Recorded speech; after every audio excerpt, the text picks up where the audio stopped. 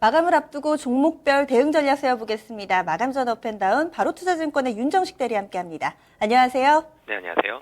오늘 시장 분위기 좀 어떻게 보고 계셨나요? 네, 사실 지수만으로 보고 그리고 차트만으로 본다면 상당히 좀 긍정적입니다. 금일 같은 경우 10시 정도를 기점으로 해서 거래소도 그렇고 코스닥도 그렇고 상당히 크게 양봉을 내면서 상승을 하고 있고, 그 10시를 기점으로 해서 마이너스였던 외국인들이 굉장히 빠른 속도로 수급적으로 플러스로 돌아서면서 긍정적인 모습들을 보여주고 있는데, 이 이유 같은 경우는 최근 들어서 가장 직접적으로 영향을 미쳤던 유가 상승에 대한 부분입니다. 유가가 전일 밤에 8% 정도 크게 상승을 하면서 이런 부분들이 국내 시장에 긍정적으로 좀 작용을 했고요. 여기에다가 일본 엔화가 부담으로 작용을 했는데, 엔화도 하락을 하고 있지만 원달러가 하락을 하는 그 폭 자체가 상당히 좀 큽니다. 그런 부분들도 시장에 좀 긍정적으로 작용을 하고 있는 그런 모습입니다. 그럼 상승 종목부터 체크하겠습니다. 오늘 오르는 종목은 대체로 좀 사이즈가 큰 종목들, 대형주들의 탄력이 좋고요. 여기에다가 좀 자본주들 많은데 SK이노베이션과 현대차, 금호타이어나 현대중공업, 대우증권 정도로 좀 압축해봤습니다. 첫 번째로 정유주들 오늘 흐름 좋습니다. SK이노베이션 급등세인데요. 어떻게 대응할까요? 네, 사실은 SK이노베이션 같은 경우는 유가가 하락을 할 때도 많이 상승을 했었습니다. 그 이유가 유가 하락으로 인한 재고 손실보다는 정제 마진에 대한 상승 부분들이 훨씬 긍정적으로 영향을 미쳤다는 부분이었는데요. 전일 같은 경우는 유가도 큰 폭으로 상승을 했고요. 그리고 지금 유가 상태가 굉장히 좀 낮은 수준에서 유지가 되고 있는데, 그렇기 때문에 유가 하락으로 인한 재고 손실은 1,000억 정도입니다. 하지만 이걸 상쇄하고도 남을 그 이상만큼의 휘발유 마진이 사상 최대치고요. 그리고 윤활기유 마진도 굉장히 큰 폭으로 회복을 하고 있기 때문에 이런 부분들이 시장에서 긍정적으로 복합적으로 유가 상승과 더불어서 작용을 하고 있습니다. 그리고 여기에다가 SK이노베이션 같은 경우는 국내 4사 중에서 휘발유 판매 비중이 가장 높기 때문에 휘발유에 대한 정제 마진이 올라간다면 그런 부분에 있어서도 가장 큰 폭의 수혜가 예상이 되고 있습니다. 이어서 두 번째 종목은 현대차입니다. 오늘 자동차주들 서서히 좀 반등하는 흐름 보여주고 있는데요. 현대차는 어떤 판단하고 계신가요?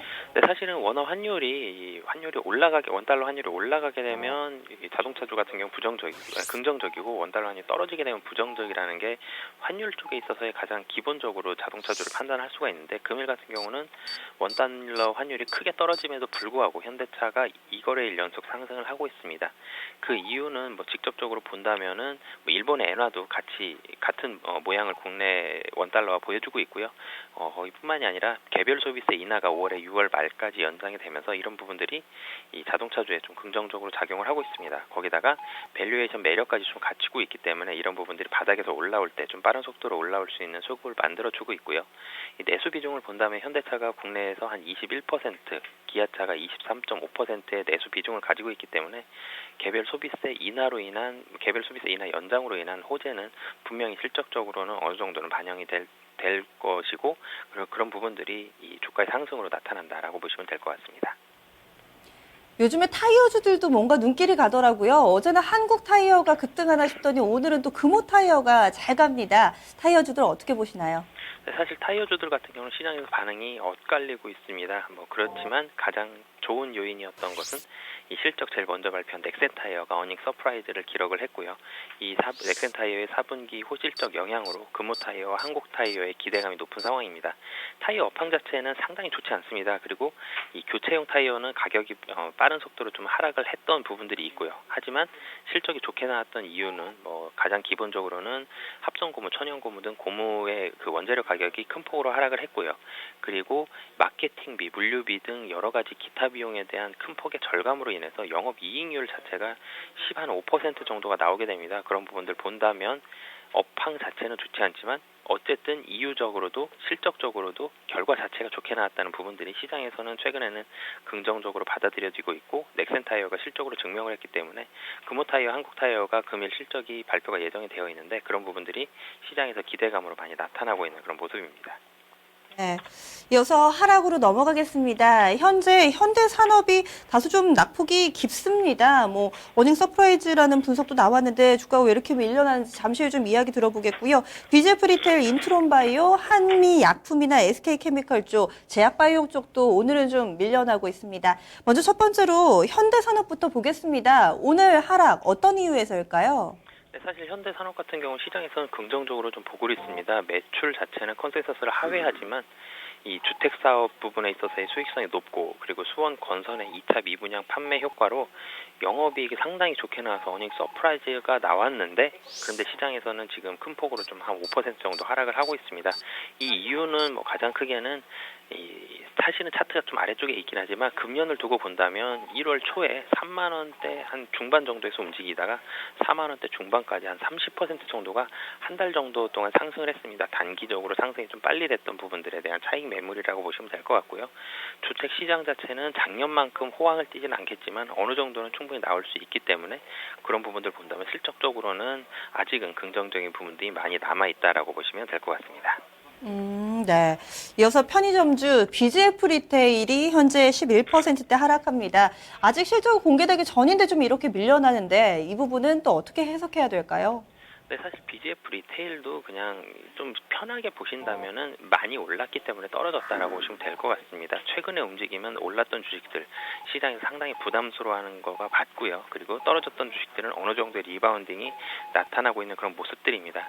BGF 리테일 같은 경우는 1분기에는 담배 재고 일회성 평가 차익으로 인해서 전사 이익이 좀 감소를 하겠지만 신규 출점 효과 그리고 FF 상품 확대로 구조적인 성장은 올해도 지속될 전망이기 때문에 굉장히 그림을 크게 그리신다면은 성장이 지속적으로 가능하다. 하지만 단기적으로는 차트가 위에 있는 부분은 분명히 부담 요인이다라고 보시면 될 것 같습니다.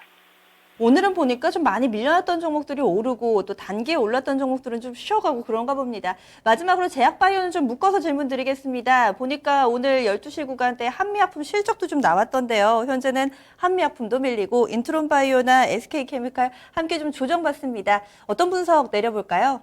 네, 오늘 뭐 좀 전에 말씀해 주셨던 것처럼 차트 위에 있으면 부담스러운 날입니다. 그렇기 때문에 인트론바이오도 위에 있었기 때문에 좀 밀린다라고 보시면 될 것 같고요. 제약바이오주들 조정 나올 때는 좀 작게 나왔고요. 상승할 때는 좀 잘 갔던 부분들이 있습니다. 작년부터 해서 지속적으로 그런 부분들 보여줬기 때문에 그 부분이 영향이다라고 보시면 될 것 같고요.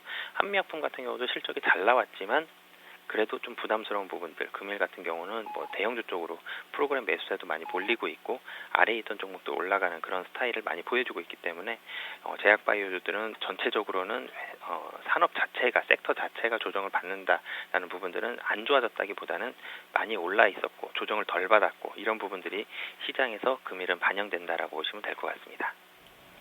오늘을 포함해서 설 전에 이제 이 거래일 남았습니다. 사실상 오늘도 거의 끝나가니까 하루 남겨놓은 건데요. 어떻게 대응해야 될지 고민이 더 깊으실 것 같은데 마감 전 전략 좀 간략하게 들어볼까요?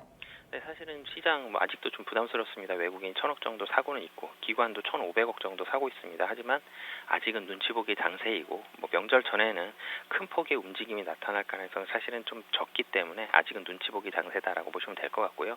구정 지내고 나서 그리고 유가가 어느 정도 안정이 됐을 때가 시장에 대해서 다시 한번 베팅을 할 수 있는 그런 기회다라고 보시면 될 것 같습니다. 아직까지는 좀 다소 보수적으로 보셨는데 그렇다면 오늘 반등을 하면서 수익 구간으로 들어오신 투자자분들도 상당히 좀 많으실 것 같은데 반등 시 그럼 수익을 좀 챙기는 게 좀 더 유리할까요? 반드시 전량 매도보다는 뭐 일정 부분은 매도를 하셨으면 좋겠고요. 분명히 시장의 방향성이 다시 나오는 타이밍이 있습니다. 그 타이밍은 유가로 잡으셨으면 좋겠고요. 유가를 다시 한번 보시고 30불 위에 안착을 한다면 그때부터 다시 한번 베팅해 그 주식 비중을 늘리시는 그런 전략을 말씀드리겠습니다. 알겠습니다. 말씀 고맙습니다. 네, 감사합니다. 마감 전 업앤다운 바로투자증권의 윤정식 대리였습니다.